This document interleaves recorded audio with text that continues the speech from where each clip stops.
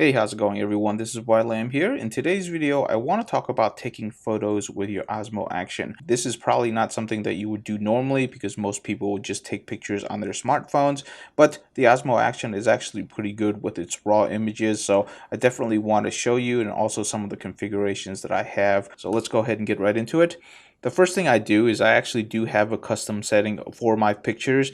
So the settings that I have is for max ISO, I set it to 1600, and the reason why I set it to 1600 is I feel like 3200 is entirely way too grainy, and if I actually need to move up that high, I'm probably not going to use that image anyways. That's my personal take on that. It is at 3200, you can definitely leave it there, but for me personally, I bumped it down to 1600. Into the camera settings, white balance, this is the only setting where I actually leave it at auto white balance because I can always change it because I am shooting raw. De-warping, which is lens correction, I always have this on if there's an option, so this is always on. And lastly, I have RAW and JPEG. Honestly, I would prefer to have an option where it's just RAW because I probably will never just use the JPEG straight out of this camera. I'll always want to edit it, but those are my settings.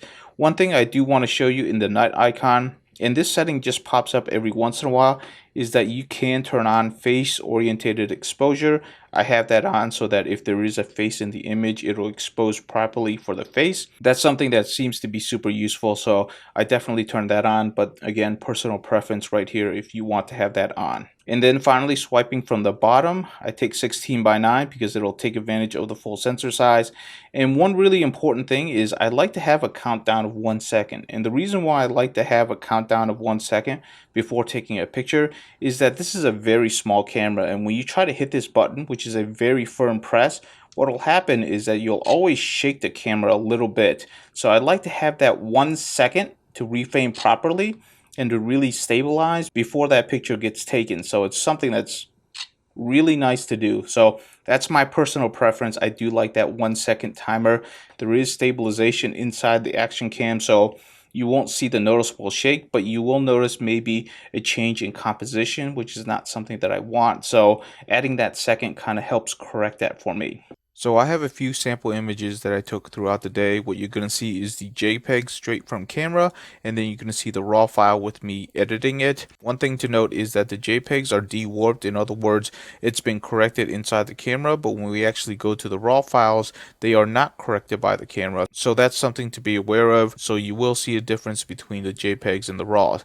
As you can see right here, this is the JPEG. It looks pretty good, but when we move over to the raw, as you can see, you can definitely tease out a little bit more detail. You can brighten it up and then just add a little saturation to kind of make the colors pop a little, so it looks a lot better.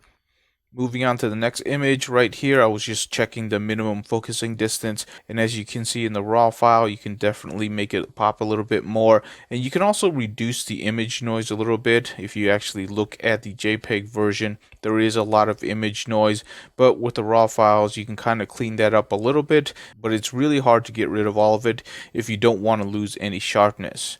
Now this is an image outside during golden hour, and as you can see, when there's plenty of light outside, the camera does a really good job of taking a picture. And here is the edited raw. As you can see, you can really tease a lot of color out of it, really make the colors pop. So overall, it's really easy to edit the raw files. This is me going back indoors, and I intentionally took a bad photo in which all of the light was behind me, and then I went ahead and edited it. And when I try to edit it so that my face is properly exposed, as you can see, there's a lot of noise there. It's really hard to bring back an image indoors when there's not a whole lot of light. Here's me in the same spot, except I turned around so the light is actually facing me. And as you can see from the raw file, you can easily edit this so long as you position the light correctly. Pretty easy to edit, but you can see a lot of image noise in the indoor environment. Going on to the last two pictures, here's me outside, and as you can tell, as long as there's plenty of light, the camera does a really good job of exposing. Here is the image that I've edited. This particular image definitely has an HDR look, as I was really pushing for some of the colors and trying to make sure that I have both myself and the sun exposed properly, and it turned out really well, and I do like the picture. Here's me on the same spot, except I turned around so that the sun is actually exposing me properly. And as you can tell, if you're doing your photography properly, it's going to come out to be a really good image, and it's going to be very easy to edit. But those are my quick samples of taking pictures with the Osmo Action. Overall, I think it competes really well with pretty much any smartphone out there. That's all I got for this video. If you have any questions, please leave in the comments below, and I will see you in the next video.